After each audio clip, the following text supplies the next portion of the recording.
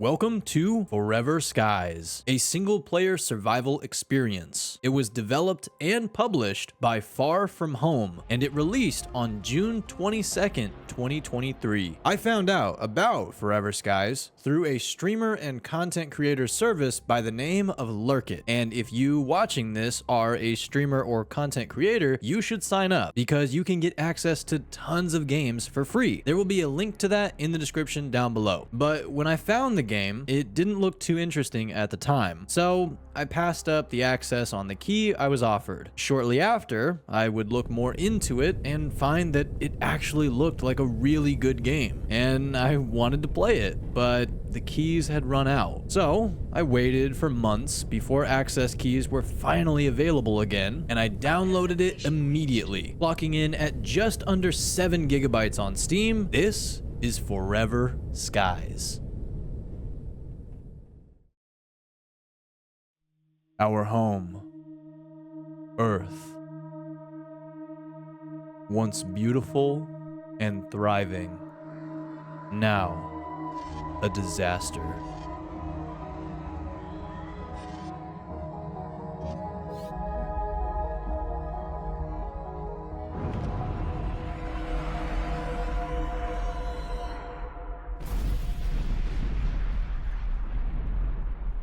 I was explaining on my stream on Wednesday that the core gameplay loop so far feels like Subnautica meets Void Train. And actually, about those streams, I stream here on YouTube every Sunday, Monday, Wednesday, and Friday at 1:30 p.m. Pacific time. We'd love to see you over there in the streams. But the reason I say the core gameplay kind of feels like Void Train is because the resources you need are floating around your ship. And Subnautica, because you build a very futuristic base with lots of lights, panels, gizmos, and all sorts of other technology. But in that stream on Wednesday, it was mentioned to me that you don't actually have to leave your ship in order to get the floating materials in Forever Skies, like you do in Void Train, which then would make the resource gathering, honestly, more like Raft. And I thought about that, and actually, I said, well, yeah, just hundreds of years in the future, and not on some alien ocean planet.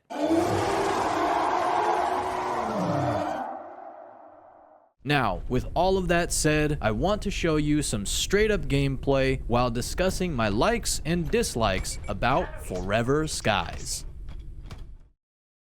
The first thing you'll see when loading up Forever Skies is 4 different difficulty options. You have easy, normal, hard, which is the difficulty I went with, and then, permadeath.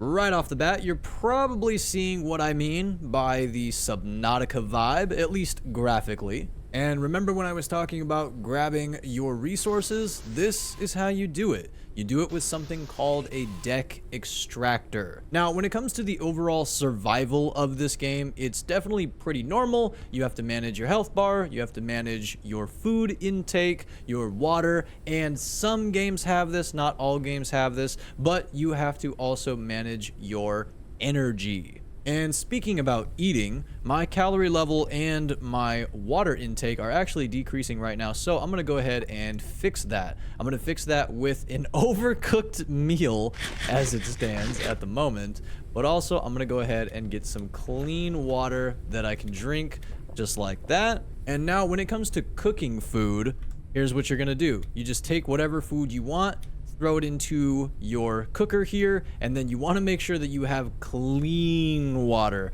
I wasn't paying attention, and I made my first meal with dirty water, and I created a contaminated meal and insta sent myself to the next realm. So yeah, always make sure you're making your food with clean water. So what about this didn't look appealing to me in the very beginning? I literally would not be able to tell you, but I am so freaking happy I got a chance at getting another key. So thank you so much to Far From Home, and thank you to Lurkit. Now, when it comes to trying out the game for yourself, Again, if you are a content creator, be sure to take a look at Lurkit. Once more, that will be linked in the description down below. But you can check out the game on Steam for $29.99. And as of the time that you're seeing this video, unfortunately, the sale is over.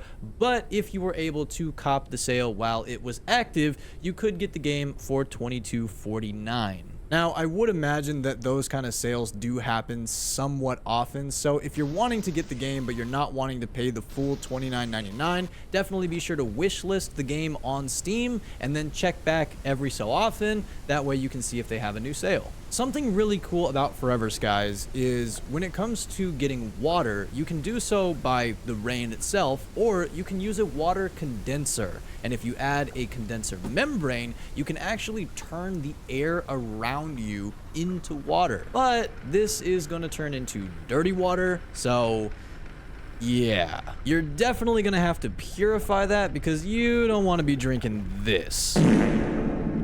We all love the concept of fishing, right? Fishing is just cool. It seems really cool, right? But we also love the thought of sky fishing. Well, in this game, you can do that. Just like that. When it comes to getting the actual resources in this game, a big piece of advice that I would give you is put a deck extractor on both sides of your ship, because otherwise you're going to be doing what I did. And what I did is, since I only had one on one side of the ship, I would literally turn the entire ship so that I could get the resources on that side, when I quite literally could have just very simply put one on both sides like I have now. Now, the next thing up is going to be outposts. So you want to make sure that you're looking out for these lights, because those are indicators that that is an outpost. But these outposts are going to have tons of materials that you can scavenge for, and sometimes they even have things that you can scan for new blueprints. Nice and easy, nice and easy. Just like that. Another piece of advice for the outposts is when you see these glowing objects here, you're going to want to use your deck extractor, because you can actually get more resources from that. But also sometimes these are literally obstructing your path, so you have to use your deck extractor. That way you can actually get into some small buildings and such. Also, we're going to go ahead and we're going to scan this poster here. We're going to scan that and then we're going to take it. So check that out. Now we can take that poster and we can actually put that on our ship. Let's go ahead and put our new poster right about there. With these beautiful views and seemingly fluid gameplay, I would now like to talk about the specs that are required to run this game. The minimum requirements are an Intel Core i5-7600 or an AMD Ryzen 5 1600, 12 gigabytes of RAM, a R6 580 with 8 gigabytes of VRAM, or a GeForce GTX 1060 with 6 gigabytes of VRAM. Mind you, the game is running in version 12 of DirectX, but the recommended specs are an Intel Core i7 7700K or AMD Ryzen 7 3800X or better, 16 gigabytes of RAM, and an RX 5700 XT or GeForce GTX 2070 or an Intel Arc A770. Now, even though I am recording this on a computer with a Ryzen 9 3900X, a GeForce RTX 3080, and 16 gigabytes of RAM, I still run into a fair bit of lag and stutters. I would say this happens maybe 15% of the time while gaming, and most prominently when first booting up the game.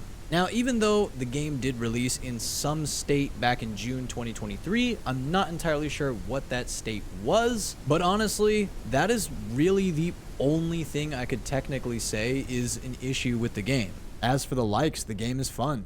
It's absolutely beautiful. It offers you tons to do. It's a great entry into the survival experience, and it's $30. So honestly, this one definitely gets a pass for me. I can't remember exactly what I spent on Sons of the Forest, if it was $30 or $40 when it first came out in 2023, but that game was loaded with bugs, and I still enjoyed that game, and I happily paid the price that it cost. And a year later, the game is in a state that is 1,000 times better than when it first released. If that can happen with End Night and Sons of the Forest, I believe that that can happen with this game as well. and this game is not nearly as buggy as that was. Now, if you'd like to see me cover more games like this in the survival genre or any others, please comment them down below, as I'd love to read your comments. But of course I can't leave you on that. Remember how I was talking about content creators and streamers earlier?